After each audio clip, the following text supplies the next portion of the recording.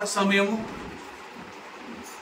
ప్రియుల యొక్క కుటుంబములు వెంట కొట్టి వారి యొక్క కుటుంబములు గడపడానికి పరిశుద్ధులైన కొద్దిమందిని మీరు స్థలానికి తీసుకొచ్చినందుకు అన్నారు. ఎక్కడ ఎందరూ లేక ముగ్గురు చేరి ఉంటారో నీ స్వరమును మాకు వినబడచ్చే. నీ స్వరం మధురం,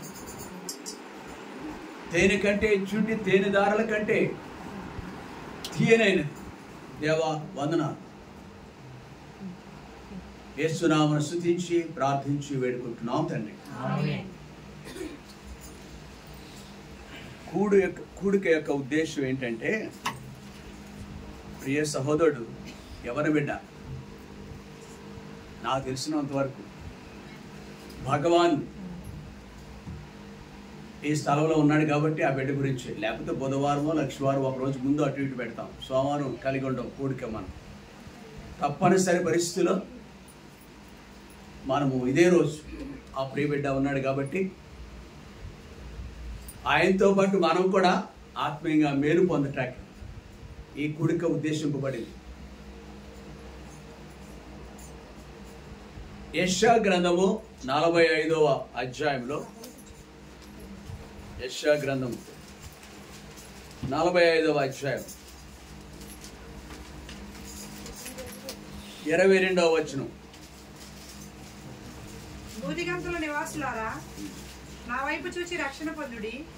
దేవుడును నేనే, మరి ఏ దేవుడును లేడు. భూదిగంతముల నివాసులారా, నా వైపు చూసి రక్షణ పొందుడి. దేవుడును నేనే, మరి ఏ దేవుడును. ఈ మాట కొందరికి అమూల్యమైనది. గ్రహించు వారికి ఇది అమూల్యమైనది. పేతురు గ్రంథంలో కూడా ఈ మాటలు రాయబడింది. విశ్వసించు వారికి, అవునా, అమూల్యమైన వాడు ఆయన. చాలు. కాబట్టి ఈ మాటలు ఎంత అమూల్యమైన అంటే, వెండి బంగారములు వజ్రాలు ఏవి కూడా ఈ మాటలకు సరిరావు. భూదిగంతముల నివాసులారా, నా వైపు చూసి రక్షణ పొందుడి. దేవుడును నేనే, మరి ఏ దేవుడును లేడు. ఈ రెండవ మాట మన పురవీధుల్లో కానీ గ్రామాల్లో కానీ ఈ సత్యమును ప్రకటిస్తే దైవజనుడు ఒక ఆయనని ఎప్పుడు చెప్తూ ఉండేవారు. నాకు ప్రియమైన దైవజనుడు ఆయన దేవుని మహిమలో పిలువబడ్డారు. ఆయన పేరు జోషి గారు.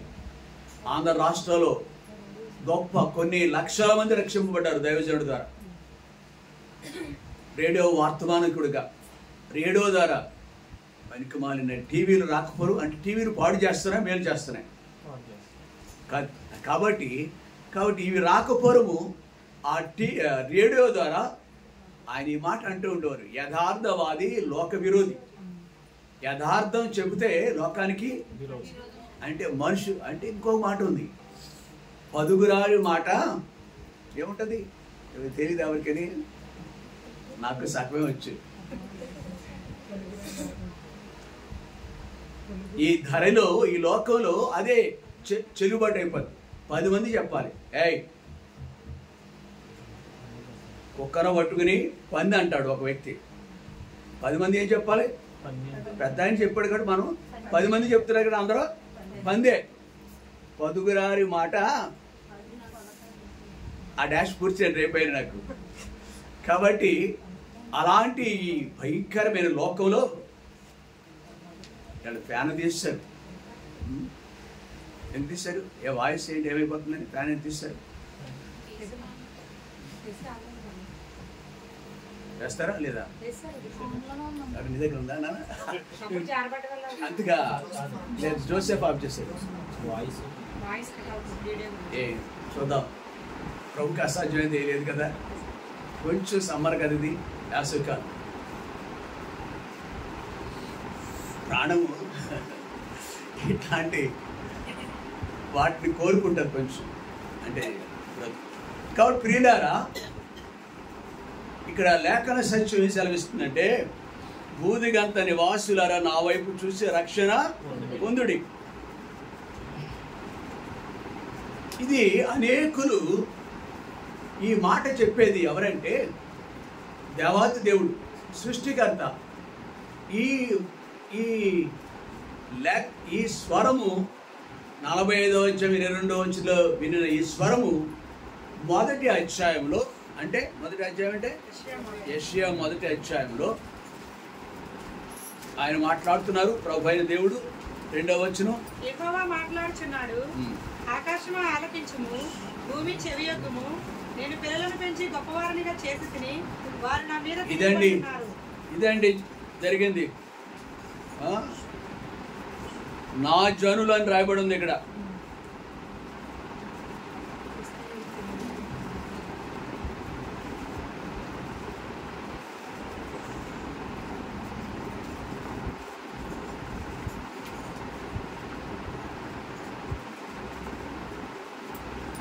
ఇక్కడ ఈ భాగంలో 2వ వచనంలో ఆకాశం ఆలకించు, భూమి చెవియొగ్గుము, నేను పిల్లలను పెంచి గొప్పవారిని చేసి వారు నా మీద.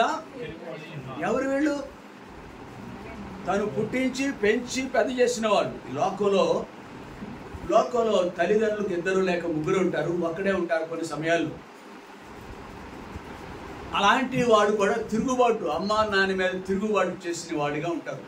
వాళ్ళు ఏమంటారంటే ఆ బిడ్డను, ఒరే నా పాలు త్రాగి నా రొమ్ములు గుద్దవరా నువ్వు అంటారన్నమాట. చాలా చోట్ల మాట వింటారు. తిన్న ఇంటి వాసాలు లెక్క పెట్టావురా కూడా అంటారు కొన్ని చోట్ల.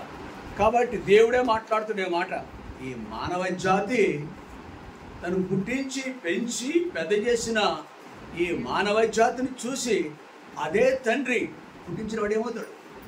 తండ్రి. మనం పుట్టించి పెంచి పెద్ద చేసినాడు అన్నాడు, రాయబడింది. నేను పిల్లల్ని పెంచి గొప్పవారిగా,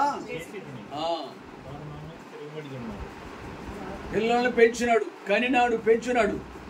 ప్రియుడా, ప్రియ సహోదరి, నువ్వెవరో నాకు తెలియదు అంటున్నారు. ఇట్లాంటి ఈ మానవ జాతి అంతటిని ఏ భేదం లేకుండా, మానవ జాతి అంత తెల్లని వాడైనా నల్లడు వాడైనా, ఏ భాష మాట్లాడుతున్నా, ఏ ప్రాంతపు వాడైనా, ఏ దేశస్థుడైనా, వయసుతో నిమిత్తం లేకుండా అందరూ మనమందరము ఆయన ప్రజలమే. మనమందరము ఆయన ప్రజలమే. ఆ ఆది అయ్యున్న ఆదాము అవ్వల నుండి వచ్చిన వారు మనమంతా కూడా. ఎలా ఉన్నారంట దేవుణ్ణి ఎరగకుండా మానవ జాతి? 3వ వచనంలో ఎద్దు తన కామందు నెరుగును, గాడిద తన సొంతగాన్ని దొడ్డి తెలుసుకొని. భీమవరం పట్టణంలో బహుశా బిడ్డ భగవాన్ ఏదో పేరు చెప్పుకో, వాళ్ళ గ్రామం పేరు దొడ్డ బంటు మేరకు. ఇప్పుడు కూడా భీమవరం పక్కన వేరవసం దగ్గర బంటు మేలు ఉంది. ఇది బంటు మేరకు అంతే. అక్కడ కూడా ఉంది ఒకటి, ఇక్కడ ఉంది, అక్కడ ఉంది. సరే, పేర్లు ఒకే పేరుతో రకరకాలుగా ఉంటాయి. ఈ బంటు మెరకలో ఉందో లేదో కానీ తెలియదు. కానీ నాకు ఈ వ్యవహారంలో తెల్లవారు లేస్తే మనుషులకు కూడా రోడ్డు అంటే నడిచే స్వేచ్ఛ ఉండదు. కానీ ఏడుకుంటుంది, జంతువులకి అన్నిటికి ఉంటుంది. అది కొట్టకూడదు, తిట్టకూడదు, అవసరమైతే. కాబట్టి వాటికి కూడా మీకు తెలుసా ఒక విషయం, అవి అన్నారు అందరూ సహోదరి, అవి సాయంకాలం అయ్యేటప్పటికి యజమానింటికి వెళ్ళిపోతాయి. పగలంతానేమో ఊరి మీద పడి వేస్తూ ఉంటాయి. పుణ్యమో పురుషార్థం అని చెప్పేసి వాటికి రకరకాలుగా మానవ కనిపించిన వాళ్ళంతా దాటికి ఏదోదో చేస్తారు అనగా ఆహారం కూడా పెడతా ఉంటారు. తీరా చూస్తే అది ఏం చేస్తుంది అంటే తెలుసా, సాయంకాలం ఏదో దాని టైం ఇచ్చినప్పటికి ఎక్కడికి వెళ్తుంది? దొడ్డి తెలుసుకుంటుంది అది.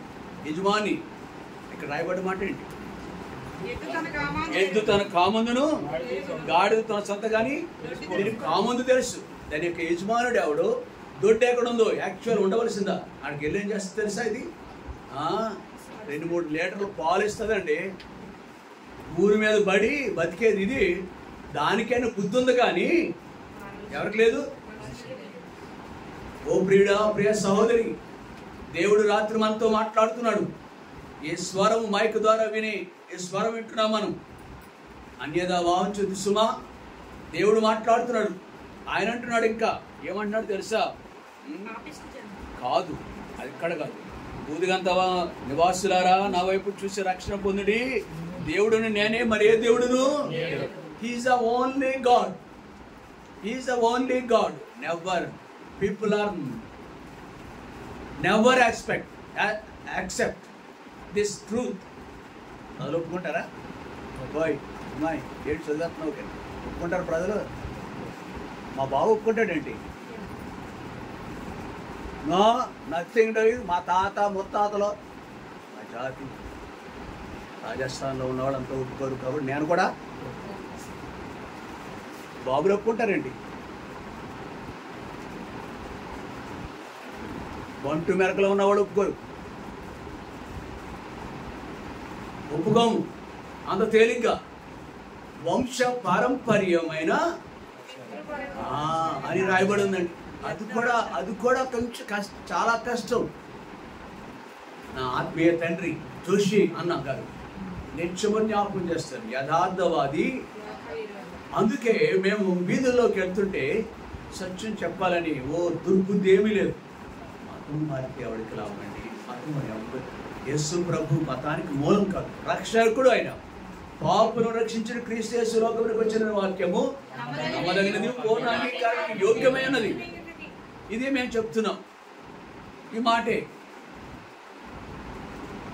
నువ్వు ఆయన ఎరగకపోతే, ఆయన అంటున్నాడు, ఆయన మా సాక్ష్యం కాదు, ఆయన అంటున్నాడు దేవుడు నేనే, మరి ఏ దేవుడును లేడు. ఇది దేవుని చేత, దేవుని వ్రేలు చేత రాబడిన మాటలు. దేవుని వ్రేలు చేత పరిశుద్ధాత్మ వశులుగా ఉన్న దేవుని దాసుల ద్వారా చెప్పబడిన మాటలు. ఇక్కడ కూడా 21వ వచనంలో కూడా, అదే అధ్యాయంలో 21వ వచనంలో కూడా రాయబడి ఉంది. చదువు 21 చదువు. ఏం చెప్పా? ఎక్కడ? 45:21. ఈ ప్రమాణ వాక్యములు నా సన్నిధిని తెలియజేయుడి, జనులు కూడుకొని ఆలోచన చేసుకొందురు గాక. పూర్వకాలం మొదలుకొని ఆ కార్యమును తెలియజేసిన వాడెవడు? చాలా కాలము క్రిందట దాన్ని ప్రకటించిన వాడెవడు? యెహోవానగు నేనే కదా, నేను తప్ప వేరొక దేవుడు లేడు. ఇదనమాట అండి. ఇలాంటి సంగతులన్నీ ఆలోచించుకుంటూ ఉంటారు అందరూ, ప్రజలు గుమ్ముకూడి ఆలోచించుకుంటారు. కానీ సత్యాన్ని మాత్రం అంగీకరించని వ్యక్తులుగా ఉండిపోతున్నారు. సత్యాన్ని అంగీకరించని వ్యక్తులుగా మనం ఉండిపోతున్నాయేమో. కాబట్టి చాలా కాలం క్రిందట దాన్ని ప్రకటించిన వాడు ఎవడు ఉన్నాడా లేదా? ఆ కాలం కొన్ని వేల సంవత్సరాల నుంచి సత్యం ప్రకటిస్తూనే చాలా కాలం క్రిందట దానిని ప్రకటించేవాడు ఉన్నాడు. ఏమని? యెహోవాను నేనే కదా, నేను తప్ప వేరొక దేవుడు లేడు, నేను నీతిపరుడునగు దేవుడను. ఈ లక్షణాలు చెప్తున్నాడు, దేవుని యొక్క లక్షణాలు. నేను నీతిపరుడునగు దేవుడను, రక్షించువాడును నేనే. అరే ఎన్ని మార్లు ఉంటుందండి ఆ మాట బైబిల్, ఇంకెన్ని చోట్ల ఉందో. నేను తప్ప ఒక మనుషుడైతే అబద్ధం ఆడవచ్చు, ఓ మనుషుడికైతే పక్షపాతం ఉండవచ్చు, ఈర్ష అంటే ఆ సత్యం ప్రకటించి చెప్పలేకపోవచ్చు. God himself telling us, speaking to us. మనతో దేవుడు మాట్లాడుతున్నాడు ఈ సత్యం గురించి. మరి మనం ఒప్పుకుందామా? ఆయన మనల్ని ఎంతో ప్రేమించాడండి. ఆయన మనల్ని ఎంతో ప్రేమించాడు. దేవుడు లోకం ఎంతో ప్రేమించాడు. మనం ఎవరు నశించిపోవటానికి ఇష్టం లేదు. కొన్ని వేల సంవత్సరాల క్రితం ఈ సత్యాన్ని ప్రకటించడానికి తన కుమారుని యేసుక్రీస్తుని లోకాన్ని పంపించడం జరిగింది. ఆయనే బోధ చేశాడు. ఇక్కడ కూడా 45వ అధ్యాయంలో ఆయనే మాట్లాడుతున్నారు. ఆ మత్తయి సువార్త 4వ అధ్యాయం 17వ వచనంలో కూడా ఆయనే మాట్లాడుతున్నాడు సత్యాన్ని. పరలోక రాజ్యం సమీపించున్నది, మారు మనసు పొందుడి. అయ్యా అమ్మా, మీరు ఏదో మార్గంలో ఉన్నారు, ఆ తరతరాలుగా వచ్చే మార్గంలో ఉన్నారు.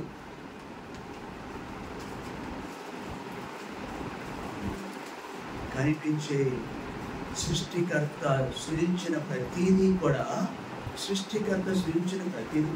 నీరు, గాలి, భూమి, ఆకాశము, సూర్యచంద్రాలు,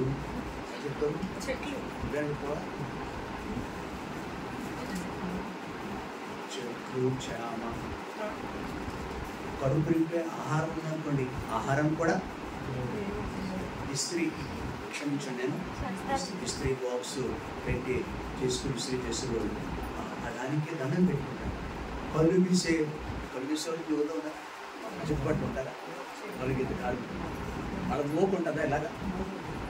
కాబట్టి ఆ తాడి చెట్టుకు వాడు ఆ వ్యక్తి ఉన్నప్పుడు అందరూ ప్రజలు వచ్చారు, అప్పటి నుంచి పెరుగుతూ ఉన్నారు కదా.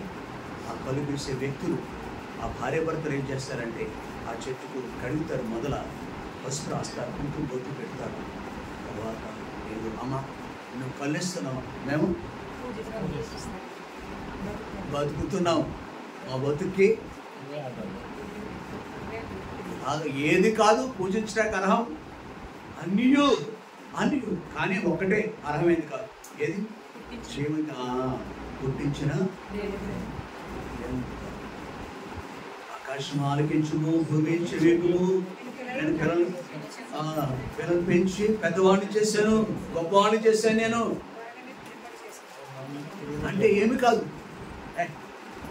ఫాదర్ని, తండ్రిని, నాన్న ఇంటికి అన్నారు పొద్దుపోయింది, కొడుకుని పిలుస్తున్నాడు అనుకోండి, బిడ్డని ఆలస్యం అయిపోయింది, పొద్దుపోయిందిరా, క్రికెట్ ఆడుకుంటే టైం చాలుదారా, నువ్వెవడు ఇంటికి రమ్మంటావు, నువ్వెవడు అన్నాడు అనుకోండి కొడుకు, మెసాలు గెట వచ్చినాయి ఇప్పుడు అమ్మ బయటకు వెళ్ళా, శ్రీ అని పేరు,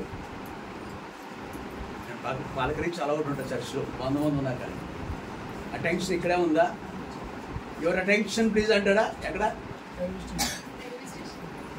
నాకు కూడా అలవాటు ఉంది, మధ్య మధ్యలో పలకరించి అలవాటు ఉంటుంది. అంటే మీ అటెన్షన్ ఎక్కడికి వెళ్తుంది, మీ మనసు ఎక్కడికి వెళ్ళింది అని అటెన్షన్ అంటే.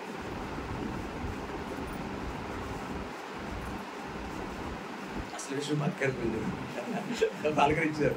సరే, అలాగున మనము దేవుని వైపు ఉండవలసిన మనము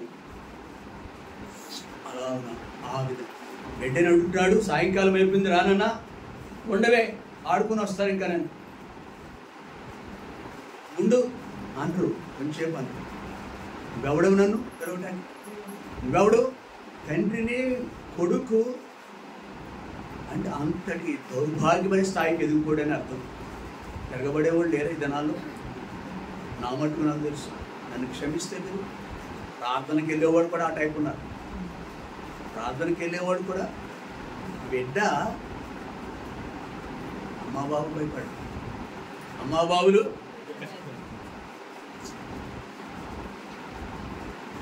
అలాంటి వారితో దేవుడు మాట్లాడుతున్నాడు. అలాంటి వారితో నేను తప్ప మరో దేవుడు లేడు. అట్టి వారి కొరకు ప్రభువైన యేసుక్రీస్తు వారి లోకానికి వచ్చినారు, ఆయన ప్రాణం పెట్టినారు, ఆయన మరణించినారు. మనము పాపం వల్ల చిత్తమైన మానవ గుండా వెళ్ళాలి. అందుకే మాట్లాడుతున్నాడు, తన పిల్లలు మరొకసారి ఆహ్వానిస్తున్నాడు. అందుకే ఇక్కడ 22వ వచనంలో ఏమనుందండి, 22వ వచనం అనగా భూదిగంత నివాసులారా అంటే irrespective of the caste, creed and colour, ఏ భేదం లేకుండా అందరిని ఆహ్వానిస్తున్నారు. భూదిగంత నివాసులారా, ఫలానా జాతి అని ఉంది ఇక్కడ, భూదిగంత నివాసుల నా వైపు చూసి రక్షణ పొందుడి. కాబట్టి just when we look up to him, ఎప్పుడైతే ఆయన వైపు చూస్తామో మనలో ఉన్న చీకటి ఉంది, పాపం అనే చీకటి ఉంది. అందుకే ప్రభువైన యేసుక్రీస్తు వారు ఎవడు తనకు తానుగా చీకటిని తీసి పాపాన్ని తీసివేసుకోలేడు. గొర్రెల యొక్కయు, ఎడ్ల యొక్కయు, మేకల యొక్క రక్తము మనుషులను శుద్ధి చేయజాలదు. కనుక ప్రియులారా, సామవేద హైందవ మన సాంప్రదాయాన్ని హైందవులకు, నా మటుకు నేను కూడా ఒకప్పుడు హైందవుని కదా. కాబట్టి హైందవులకు 4 వేదాలు, ధర్మము 4 వేదాలు, 4 పాదాలు అంటే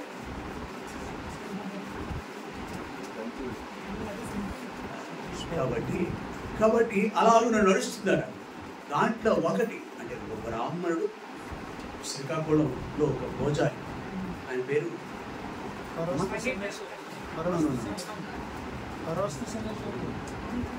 పరవస్తు శనయ సూర్య ఆయన పేరు. శ్రీకాకుళంలో పోసాయ బ్రాహ్మణుడు, పండిట్తో ఆయన పండిట్ ధర్మప్రకాష్ ఆయన గుజరాత్, నరేంద్ర మోడీ స్టేట్. కాబట్టి ఆయన అన్నాడు, ఆయన పుస్తకం చక్కటి బుక్ ఉంటారు, ఏదో అన్ని నన్ను చదవలేదు పూర్తిగా, ఒకటి మా 2 సామవేదం ఉంది, 4 వేదాల్లో ఒకటి. దాంట్లో పరమాత్ముడే వచ్చి బలైపోయి తన రక్తమును కాల్చి ఆ రక్తంతో మనుషుల యొక్క పాపాన్ని కడుగుతాడని ఆ వేదాల్లో ఒకటైనా సామవేదాల్లో కూడా ఏ పరమాత్మ చచ్చిపోయాడు? పరమాత్ముడు ఎవరు? ప్రభువైన యేసుక్రీస్తు ఒకటే అని నిరూపించాడు ఆయన పరవస్తు శనైశ్వరుడు. ఈ ధర్మము నిరర్ధకమైనది, అది కానిది. అది ప్రియుడా ప్రియ సహోదరి, ఇలాగ అనేకులు కళ్ళు తెరవించబడేవి. ఆర్ఆర్కే మూర్తి ఆయన కూడా కళ్ళు తెరవబడ్డవి. ఆయన కూడా ఆ యొక్క వర్గాన్ని నుంచి వచ్చినవాడు. వర్గానికి ప్రాధాన్యత లేదు, వాళ్ళ కన్నులు తెరవబడ్డాయి, అది ఒక్కటే కావాలి. నీవు నేను కూడా ఆయా కాలంలో ఇక్కడ ఉన్నవారు కూడా అదే సత్యం. ఎందుకు? ఆయన పరమాత్ముడైన మన దేవుడు, పరమాత్ముడైన యేసుక్రీస్తు పరలోకమును విడిచిపెట్టి ఆయన దేవునితో సమానంగా ఉండే గొప్ప భాగ్యమును విడిచిపెట్టకూడదని ఎంచుకోలేదు. కానీ మనుష్య పోలికగా పుట్టి దాసుని యొక్క స్వరూపము. ఎందుకండి పాటలు? ఆయన దేవాది దేవుడు మనుష్య పోలికగా పుట్టి దాసుని యొక్క స్వరూపం ధరించుకొని తను తానే అనగా శిలో మరణం పొందినంతగా. అబ్బా, ఎంత ఒక దెబ్బ కొడితే మన పిల్లలు సహించు, కానీ మనందరి నిమిత్తమును పాపేన మన కొరకు ఆయన చనిపోయినాడు. నా తోటి అక్కడక్కడ నాకు పరిచయమైన వ్యక్తులు, పెద్దలు, వాడు అంటే సమాజంలో చాలా పెద్దలు, ధనవంతులు, రకరకాల పరిచయం ఉంటాయి కదా మనకి. వాకింగ్లో కానీ నేను పనిచేసిన స్థలంలో వాడు గొప్ప ఉన్నతులుగా, అంటే ఆశ అంతస్తుగా. కోట సత్యమ్మ దగ్గరికి వెళ్తున్నాం, ఇన్ని మేకలు పెట్టుకెళ్తాం, గొబ్బల. కాబట్టి ప్రియులారా, ఆ రక్తము మనుషులకి శుద్ధి చేయదు, విడుదల చేయదు. ఏ రక్తం?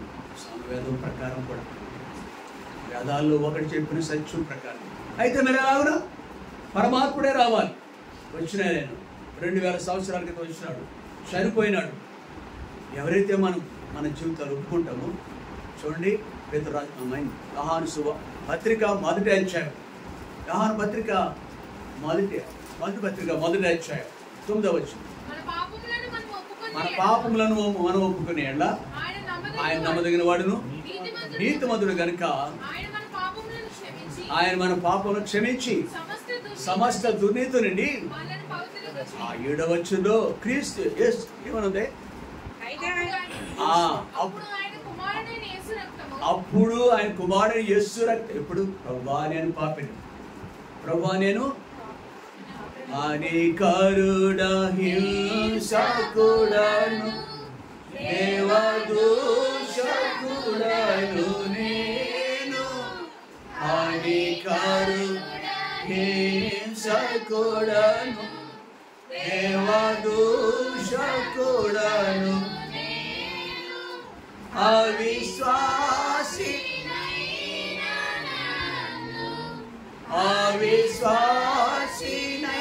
నన్ను ఆదరించినావుగా,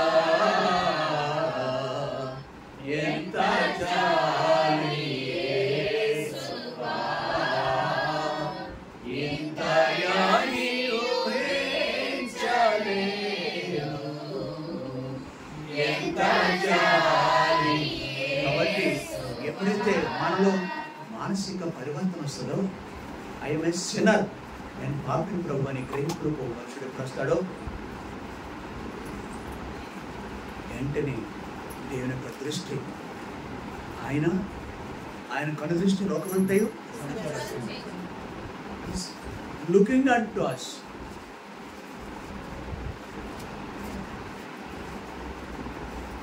యెహోవా కొరకు ఇక్కడ ఏం చదువుకున్నాం? 22వ వచనంలో భూదిగంత నివాసులారా నా వైపు. ఆయన చూస్తున్నాడు మనల్ని. ఆయన కనుదృష్టి మన మీద ఉంది. ఆయన కనుదృష్టి లోకమంతా మన మీద ఉంది. ఎప్పుడైతే ఒక వ్యక్తి ఆయన వైపు చూడాలని ఆశపడతాడో, సువార్త విన్నాడు, పత్రిక చదివాడు, ఇట్లా సువార్త విన్నాడు. ఇప్పుడు మనం చదువుకున్న అన్నీ చూసాం. హానికరుడు, హింసకుడును, దేవదోషకుడు నేను అని ఎప్పుడైతే అట్లాంటి గ్రహింపు నీకు వస్తుందో, మనకు వస్తుందో, వెంటనే ఆయన చేతులు రక్షింపనేరుకుంటే హస్తము కుర్చీ కాలేదు, విననేరుకుంటే చెవులు మందము కాలేదు. ప్రియుడు, ఆ ప్రియ సహోదరి, ఇక్కడ కూర్చున్న ప్రియుడు ఎవరు బిడ్డ? I love you very much. ఆ బిడ్డను దేవుని ప్రేమించరు కాదు, I too love you mister Bhagwan. దేవుడు నేను ఎంతో ప్రేమిస్తున్నాను. చేతుల్లో తీసుకుంటాడు, ఆయన చేతుల్లో తీసుకుంటాడు. ఆయన రక్తంతో నేను కడుగుతాడు. Personally I'm telling you gospel. వ్యక్తిగతంగా నీకు సువార్త చెప్తున్నాను. నేను ఆ ఊరు రాలేదు, కానీ దేవుడు మిమ్మల్ని ఈ ఊరు తీసుకొచ్చాడు. ఏ మిషన్ చేతనని దేవుడు తీసుకొచ్చాడు. సువార్త కూడికలో మీరున్నారు. ప్రియ సహోదరి, అట్లాంటి మనసు చూడాలనే మనసు కనుక ఎప్పుడైతే వస్తుందో, ఆ మనసు కలిగిన వారిని ఆయన చూడటానికి ఎంత వేగిరపడతాడో. ఆదికాండంలో 5వ అధ్యాయంలో ఒక వ్యక్తిని చూద్దామా? 1-2 దృష్టాంతాలు. టైం అయిపోయింది నాకు. 1-2 దృష్టాంతాలు చూసుకుని, రెఫరెన్స్ చూసుకుని మనం ముగించుకున్నాం. ఆదికాండము 5వ అధ్యాయంలో 21 నుండి. హానోకు 65 ఏళ్లు బ్రతికి మెతూషెలను కనెను. హానోకు మెతూషెలను కన్న తరువాత 300 ఏళ్లు దేవునితో నడుచుచు కుమారులను కుమార్తెలను. ఇతడు ఆ కోవకు చెందినవాడే. భూదిగంత నివాసులారా రక్షణ పొందుడి. ఈ లుక్డ్ అంటు ద లార్డ్. దేవుని వైపు. అంతకుముందు అనేకులు ఉన్నారు, లక్షలాది మంది, వేలాది మంది జనాభా ఉంది. కానీ ఇక్కడికి వచ్చేటప్పుడు ప్రత్యేకత కనిపిస్తుంది. బైబిల్లో రాసి పెట్టారు. హానోకు మెతూషెలను కనిన తర్వాత 300 ఏళ్ళు దేవునితో నడుచుచు కుమారులను కుమార్తెలను. దేవుడున్నాడు. ఆకాశానికి, ఈ సముద్రాలకు, భూమికిని, జలచరాలకు, క్రూర మృగాలకి, ఇవన్నిటికీ ఆయనే. ఎవరన్నారు మాట? హానోకు అంటున్నాడు. ఈ సత్యాన్ని ఎరిగినాడు. నో నో నో నో అంత మాత్రం కాదు, నాలో జీవం ఉందే, దానికి కూడా ఆయనే. ఈ గ్రహింపులో వచ్చాడు కాబట్టి వెంటనే దేవుడు, ఆకాశం ఉందన్న దేవుడు ఇక్కడ ప్రత్యక్షం అయిపోయినాడు. అప్పటికి 60 సంవత్సరాలు ఈ గ్రహింపులోకి రావటానికి. ఇప్పుడు ఆకాశం ముందున్న ఈ దేవుడు వైపు భూదిగంత నివాసులారా నా వైపు చూసి రక్షణ పొందని చెప్పిన ఈ యొక్క హానోకు ఆయన జ్ఞాపకం చేసుకున్నప్పుడు, వీటన్నిటికీ మూలము ఒక ఆయన ఉన్నాడు. నన్ను పుట్టించిన వాడు ఆయనే. బహుశా వాళ్ళ పెద్దలు కూడా చెప్పుకుంటారు, ఎంతవరకు దేవునికి లోబడలేదేమో. ఏదో ఒక వయసులో మనం లోబడ్డాం. పుట్టినప్పుడే లోబడ్డారు, పుట్టులో ఉండగా పొట్టలో నుంచి వచ్చారు. మీరు నమ్ముకున్నారా ఏంటి? ఎన్ని ప్రార్థనలు చేశారు, ఎంతమంది సువార్త చెప్పారు. ఈ ఇంటికి కూడా వస్తుంటే వెళుతుంటే చెప్పావులే, వచ్చావులే అన్నవాడు ఎంతమంది లేరు ఇక్కడ. నా ప్రియ చెల్లమ్మ మహాలక్ష్మి దగ్గరికి ఏది లేదండి, పోలి పట్టాకి వెళ్ళేది ఇక్కడ ఉందా? ఓకే. ఎంతమంది లేరు? ఎంతకాలం లోపడ్డాను. నాహు కూడా అలాగే ఆయన జ్ఞాపకం చేసుకున్నాడు. ఓ మా పితడు ఆదాములో ఆయన మన్ను తీసుకున్నాడు, మంటితో బొమ్మను చేశాడు, దాంట్లో జీవవాయువు ఓదగా ఎప్పుడు జ్ఞాపకం చేసుకున్నాడు లేదా? ఎవరో హానోకు. ఎప్పుడైతే ఈ స్పృహలోకి వచ్చాడో, ఈ గ్రహింలోకి వచ్చాడో, వెంటనే దేవుడు ప్రత్యక్షమాడు భూమి మీదకి. అప్పటి నుంచి నడవటం మొదలెట్టాడు. ఎంతకాలం దేవుడితో నడిచాడు తెలుసా? నీతిమంతుడయ్యాడు. విశ్వసించాడు హానోకు, నీతిమంతుడయ్యాడు. 2 రక్షింపబడ్డాడు. మూడవది రెండంతలు అనుకో. మూడవది అనుదినము కూడా దేవునితో నడిచే గొప్ప భాగ్యం. లార్డ్, ఓ మై లార్డ్, ప్రభువా నేను నిన్ను ఉండలేను. సాధారణ పిల్లలను చూడకుండా ఉండలే కదా మనం. సాయంకాలం చూడాలి, మధ్యాహ్నం చూడాలనుకుంటాం. కాలైపోతుంది బెంగ. దేవుడు కూడా అంటారు మనం పుట్టించోడికి. దేవుడి కంటే ప్రేమ గలవాడే కాదా? ఒక రెఫరెన్స్ చెప్పండి, ప్రేమ గలవాడే.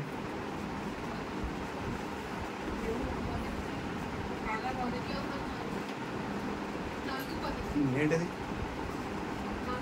నోటితో చెప్పాయి గెలవు. అది అన్ని వాక్యం తెలుసునండి. సందర్భంగా చూడకుండా ఆయన ఉండలేడు. ఆదికాండంలో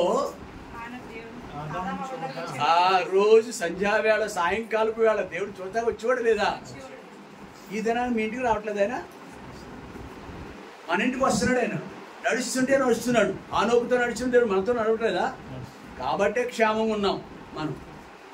ఆ తెలంగాణలో ఒక అమ్మాయి ఎమ్మెల్యే అయింది. కారు నడిపేవాడు చిత్తుగా పుచ్చుకున్నాడు. అంతే, చిన్న వయసు అమ్మాయి. ఆమె నోబోల్ భూమి మీద లేదు. అయితే మనం ఇంకా నిరీక్షున్నామంటే ఆయన మనతో ఉన్నాడు. పీడా ప్రియ సహోదరి, ఇట్లాగ మొదటి వ్యక్తిగా ఇతను మనం పేర్కొనవచ్చు. ఇతను మొదటి వ్యక్తి, దేవుని నమ్ముకుని దేవునితో నడుచున్న వ్యక్తి. ఆయన వైపు చూసి ఆయన వల్లే ధన్యుడయ్యాడు హనోక్. ఇక్కడ 5-6 వచనాల్లో 6వ అధ్యాయం ఆదికాండంలోనే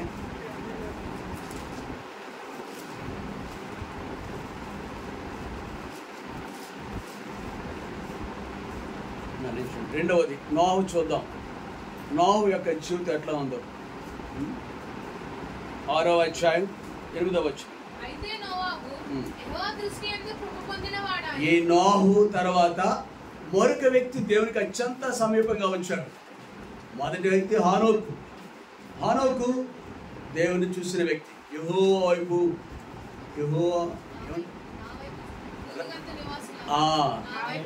రక్షణ పొందుడి. చూసి నీతివంతుడాడు, చూసి రక్షింపబడ్డాడు. విశ్వాసం ద్వారా నీ విశ్వాసం నిన్ను రక్షించను, విశ్వాసం నిన్ను స్వస్థపరిచను. అలాగిన హానోకు. రెండవ వాడు నోహు. నోహును దేవుడు దృష్టించాడు, అంటే దేవుని వైపు అతను కూడా చూశాడు అనమాట. నోహు యెహోవా దృష్టి యందు, అంటే దేవుని యందు భయభక్తులు గలవాడు. ఎలా ఉంది ఆ రోజులు? ఎలా ఉన్నాయనుకుంటున్నారు మీరు? 5వ వచనం 6వ వచనం. నరుల చెడుతనం భూమి మీద గొప్పదనియు, వారి హృదయం యొక్క తలంపులలోని ఊహాంతి ఎల్లప్పుడూ కేవలం చెడ్డదనియు యెహోవా చూచి. ఎలాంటిది? మనం అప్పుడు ఇప్పుడు ఎప్పుడు కూడా ఇంతే, అవునా కదా? అప్పుడు ఇప్పుడు చచ్చేటంత వరకు, లోకం అంతమైపోయే వరకు మానవ జాతి యొక్క స్వభావం. ఎవరెండు ఎక్కడ ఉంటారు? ఏ దేశంలో? అమెరికా వాళ్ళ? ఒప్పుకోవచ్చేది మనం? ఎందుకు ఒప్పుకోవాలి? నేను కాదు, నువ్వేమో అంటారు. చాలా మేము ఒప్పుకో. ఎలా ఉంది? ఇంకా తాను భూమి మీద నరులను చేసినందుకు యెహోవా సంతాపము నొంది 11వ వచనం తన హృదయంలో నొచ్చుకున్నాడు. ఓకే, భూలోకము దేవుని సన్నిధిని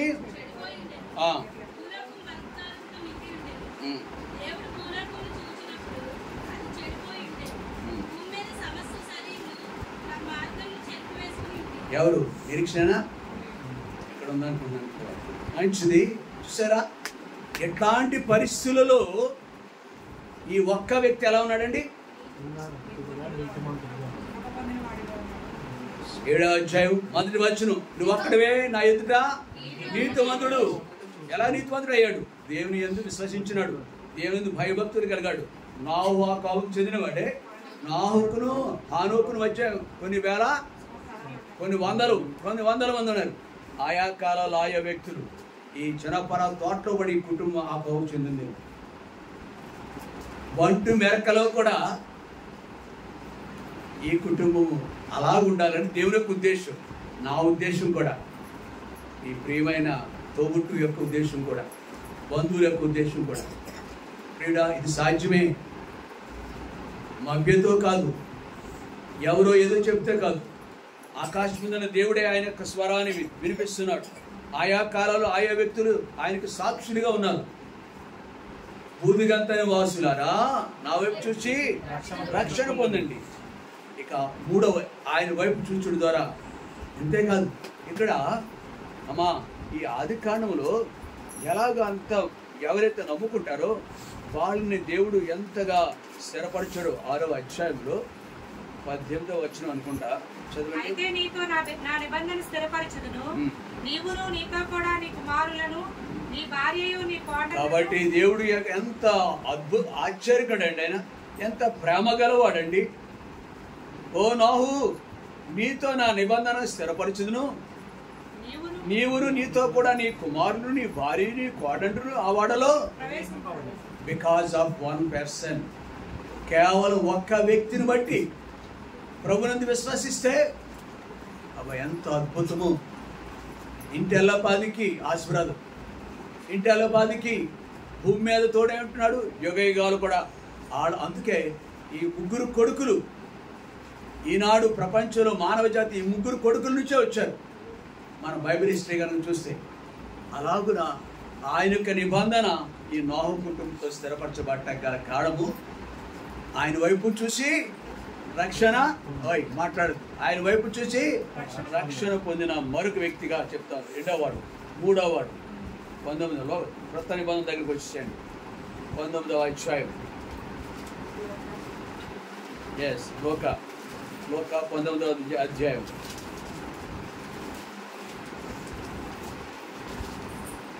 వచనం, యేసు ఎవరో అని చూడగేరును గాని పొట్టివాడైనందున జనులు గుంపుగూడి ఉండుట వలన చూడలేకపోయిను. ఏంటండి మన అంశం ఏంటంటే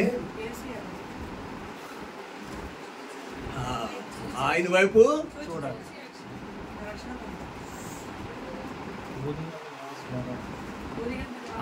ఆ కటార్ నగర్లోను సీతామహాలక్ష్మి అనే సహోదరు నాకు తెలుసు. ఆ ఇంట్లోకి వెళ్ళగానే గుమ్మం ఎదుర్కొండగా ఇలాగా పెద్ద రౌండ్లో ఒక ఆడు గురించి చెప్తున్నాను, మా ప్రియుడు భగవాన్ గురించి చెప్పట్లేదే. నిండా ఒక్కొక్కరికి ఒక్కసారి మీరు చదువు కాబట్టి ఆ విషయం చెప్పి బయట చెప్పలేదు. కాబట్టి అడుగు తీసి అక్కడి నుంచి బయటికి పెడితే అడుగు అడిగిని ఎక్కడ చూస్తున్నారు? కళ్ళుండి చూడండి, చెవులుండి ఆయన నోరుండి మాట్లాడాలి, కాళ్ళుండి చేతులుండి.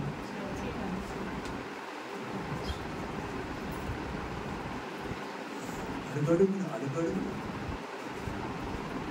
ఆజ్ఞలు చూస్తుంది. కానీ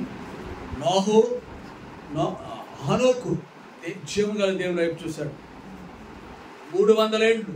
ఎంత గొప్పవాడంటే, అమ్మ చనిపోకుండా పరలోక రాజ్యం వెళ్ళోడే గురించి ఎప్పుడైనా ఉన్నావు లేదు, ఇప్పుడు చెప్తాను గుర్తుంచుకో. మీ తాతయ్యోడికి డాడీ మమ్మీకి చెప్పు.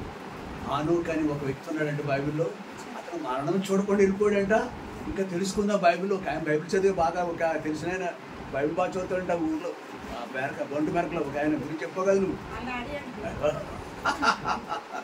కాబట్టి ఆయనతో చెప్పు, నమ్ముతున్నావు నీవు? అంత ధైర్యం ఉందా మనకు అడగటానికి? చెప్దాం. ప్రియ సహోదరి, ఆయన ఎంత ప్రియుడంటే, నాన్న మీ ఇంటికి వెళ్ళొద్దు, మీ పిల్లల్ని నేను చూసుకుంటానులే, మీ కొడుకులు నేను చూసుకుంటాను, నాది పూచి, కానీ నువ్వు మాత్రం వచ్చాయి. ఎవరితో మాట్లాడాడు? హనోకుతో. ప్రాణంతోటే వెళ్ళిపోయాడు పరలోక రాజ్యాన్ని. అంత అద్భుతం అనమాట.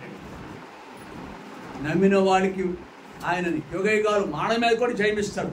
మనకు కూడా పాపం వల్ల వచ్చి చేత మానపోయిన మనకు కూడా ఓ మానమా నీ ముళ్ళు ఎక్కడ, ఓ మానమా జయమిచ్చాడు మనకి, విశ్వసించిన మనకి.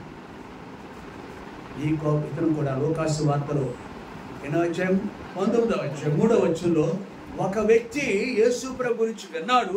తర్వాత చూడాలని హనోకు చూడాలని అనుకున్నాడు. నోహు ఆయన వైపు చూశాడు, మేలు పొందాడు. 3వ వ్యక్తిగా ఈ యొక్క ఎవరితనం జక్కయ్య. లోకమంతా ఏం చెప్పుకునే తెలుసా? ఓరి బాబురే, ఆ మనుషుడు ముఖం చూస్తే మనకంతా చెడ్డారా? మనకు ఒక అలవాటు ఉంటుంది కదా, దయామని కూడా బహుశా ఆ ఇర్మియాకి ఎదురొస్తుందేమో రోజు కంగారు పడుతుంటాం. కాబట్టి అమ్మ ఇలాంటి ప్రభువే ఇది అలవాటే కొంతమందికి. కాబట్టి అది దానివల్ల ప్రభు ఎడల ప్రభు పట్ల మనకు అలాగే జక్కయ్య అనే మనుషుడి పాపి అయిన మనుషుడు, పాపిష్టివాడు, వీడు పాపిష్టివాడు. ఎవరినైనా వారు అందరూ గురువాళ్ళు అందరూ జక్కయ్య పాపిష్టివాడు, పాపిష్టి జన్మలో వీడు ఒకడు ఉన్నాడు. ఆడు ముఖం చూస్తే అంతా శనే. అలాంటి వ్యక్తి ఒకనాడు దేవుణ్ణే దేవాతి దేవుడిని ప్రభుని చూడాలనుకున్నాడు, రాజును చూడాలనిపించాడు. అది ఎలా తెలుసు? ఎవరు చెప్తారు? ఊరు వాళ్ళే అసహించుకున్నారు. దేవుడు ఎలా ఇష్టపడతాడండి ఆ వ్యక్తిని? ఊరు వాళ్ళు అసహించుకున్నారు. దేవుడు ఎలా ఇష్టపడతారు ఆ వ్యక్తిని? ఎంట గెలిచి రచ్చగలవాలి. ఇంట్లో వాళ్ళకి ఇష్టం ఉంటాం మనం, ఆఫీసులో వాళ్ళకి ఎలా ఇష్టం ఉంటాం మనం, ఈ ఊరు వాళ్ళకి ఇష్టం ఉండవు. దేవుడికి ఎలా ఇష్టం అవుతాడు జక్కయ్య? ఈ విషయం తెలిసిపోయింది. ఆయన్ని చూడాలని చూడగోరేను, నావు చూడగోరేను, అనోకు చూడగోరేను, జక్కయ్య కూడా ఏమంటున్నాడు చూడు. దేవుడు అక్కడికి వచ్చిన తర్వాత, దేవుడికి అక్కడికి వచ్చిన తర్వాత 5వ వచనంలో యేసు ఆ చోటికి వచ్చినప్పుడు యేసుతో కాదండి, ఈ మనుషుడితో పని ఏంటండి? పాపిష్టి మనుషుడు మొక్కలు చూస్తే అంత నాకు కీడే ఉదయాన్నించు. నేను చదువుకున్న రోజుల్లో వీరవాసరం అనే గ్రామం కదా మరి, విమానం పక్కనే ఒక విధవరాలను చూపించి మా తోటి ఉంచాడు. వరే ఆవిడ కనుక ఈ రోజు నీకు ఎదురొచ్చిందంటే రక్తం కళ్ళజొత్తారు అనుకోరు. పాపం భర్తలేని స్త్రీ ఆవిడ. దానికి ఆవిడ ఎదురు రావటానికి రక్తం కళ్ళజొట్టాకేంటి వాళ్ళ సంబంధం ఉందా అసలు? అట్లాంటి దౌర్భాగ్యం ఎక్కడ ఉంది? వంటి వరకు లేదండి, మన వ్యవహారంలో ఉంది, విరాసలో ఉన్నది. కాబట్టి అలాంటి ప్రభువుకి తెలిసింది. అరే చూడాలని ఆశపడిన జక్కయ్య ఏమన్నాడండి? త్వరగా తీరు, నన్ను చూడటం కాదయ్య బాబు, నన్ను చూడటం కాదు. I want to live with you. నీ ఇంట్లో ఉంటానయ్యా, నీ ఇంటికి వచ్చేస్తానయ్యా. ఎంత ఎమ్మెల్యే గారు రాలేదు మా ఇంటికి, జమీందారు గారు ఎమ్మెల్యే అంటే చాలామంది జమీందారులు ఉంటారు, కోటాను కోట్లు ఉంటాయి, వాళ్ళే రాలేదు. కానీ దేవుడు ఎలా వస్తాడు మన ఇంటికండి? ఈ రాత్రి ఈరోజు ప్రియుడు భగవాన్ తడుతున్నాడు, ఆయన భగవాన్తో మాట్లాడుతున్నాడు. ఓ భగవాన్ అంటే దేవుడు అని అర్థం. మరుదిగా నేనే భగవాన్ని, నీకు పేరు పెట్టుకుని అంటున్నాడు ఆయన. నేను నీ దగ్గరికి రావాలని ఆశపడుతున్నాను, నీతో ఉండాలని ఆశపడుతున్నాను. మంచిది, కుటుంబ జీవితంలో ఉన్నాం, దేవుడు సాటి అయిన సహాయం ఇచ్చాడు. ఇంకా ఒకటి కొదువుగా ఉంది, మంచి మేడ కూడా కట్టాను, పెళ్లికి ముందే మంచి ఇల్లు కట్టాను, మంచి ప్రొఫెషన్ ఉంది, నీకు చక్కగా పనిచేసి పెంచు, కుటుంబానికి పోషణ శక్తి ఉంది. కానీ ఇంకా ఒకటి, ప్రభువైన యేసుక్రీస్తు ఎవరు? ఆ వ్యక్తి తెలుసుకున్నాడు. యాంటనీ ఇతడును అబ్రహాం కుమారుడు కాదు. 1:12 వచనం యోహాను సువార్త 1:12.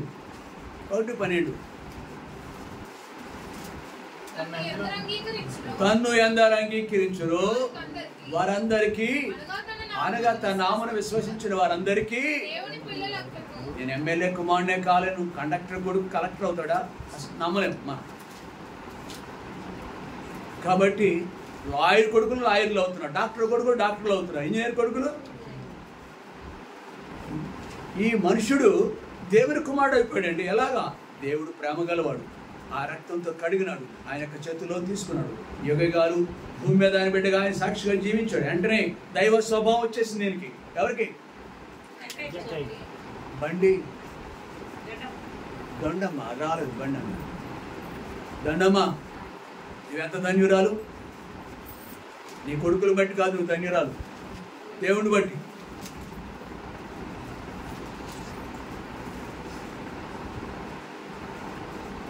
దైవ స్వభావం వచ్చేసింది. ఇదిగో నా ఆస్తిలో సగభాగం, ఇదిగో ఎవరి దగ్గరైనా నేను ఆస్తి ఒకవేళ పొరపాటును పాపం చేస్తుంటే నేను వాళ్ళకి కూడా 500 ఒకటికి దైవ స్వభావం. అంటే దొండమ్మ కూడా దైవ స్వభావం. ఇక్కడ కూర్చున్న వీరంతా అట్లాంటి స్వభావం దేవుడు అనిపిస్తాడు. 3 విషయాలు చూస్తాం. మన సమయం అయిపోయింది. ఎవరాగా బోధిగంత నివాసులారా ఇక్కడ ఆపవచ్చున్నాడు. బైబిల్లో ఇంతమంది ఉన్నారు. ఇంకా మనం చూడాలంటే ధ్యానం చేయలేము. మనం ఉండేలా కదా మళ్ళీ మనోడు పడేయాలి. ప్లస్ కొత్త ఫ్యామిలీ వినే శక్తి పిండి నిండటానికి కొంత టైం పడుతుంది. తర్వాత ఏడు పోతుంటే ఏమైపోతుంది కిందకే. అలాగే ఎక్కువ మనకు చెప్పకూడదు. వాటి నాకు చెప్పండి అంటే ఇప్పుడు పిచ్చావు. ఇంకా చెప్పు మాకు ఒకసారి ఇంకా ఎన్ని ఎంత పోస్తా బిడ్డకి ఉగ్గు బాగా పెంచాలి. కొంచెం స్పూనే పట్టాలి. ప్రియ సహోదరి, నేను మా ప్రభు చెందినవాడిని. చక్కైన పూలను బ్రతుకున్నాను. ప్రభు ద్వారా ఆయన నన్ను అంగీకరించాడు. ఆయన బట్టి నేను జీవించి ఆధిక్యతను కూర్చున్న వాళ్ళందరూ ఇప్పుడు 10 కిలోమీటర్ల నుంచి ఆయన వచ్చాడు. ఎందుకు వచ్చాడు?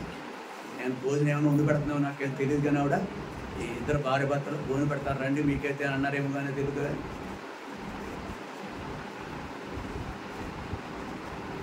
భోజనాన్ని బట్టి వచ్చారు. కేవలం దేవుని పిల్లలతోటి సహవాసం.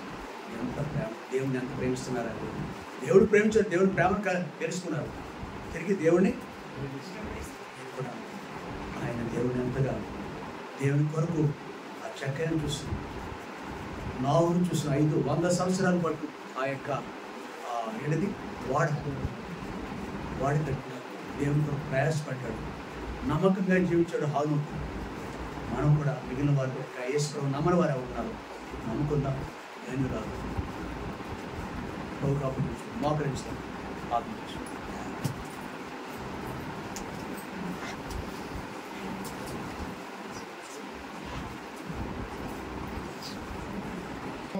మీ పిల్లలందరినీ దావిని ఆహ్వానించి ప్రభా మరి సౌభాగ్యం స్వామి దగ్గర ఏర్పాటు చేసినటువంటి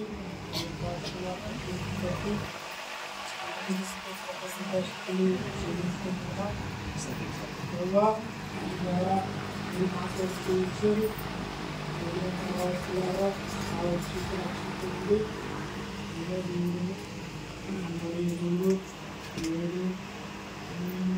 చెప్పవచ్చా? దేవా నీకు వందనాలు, స్తోత్రాలు.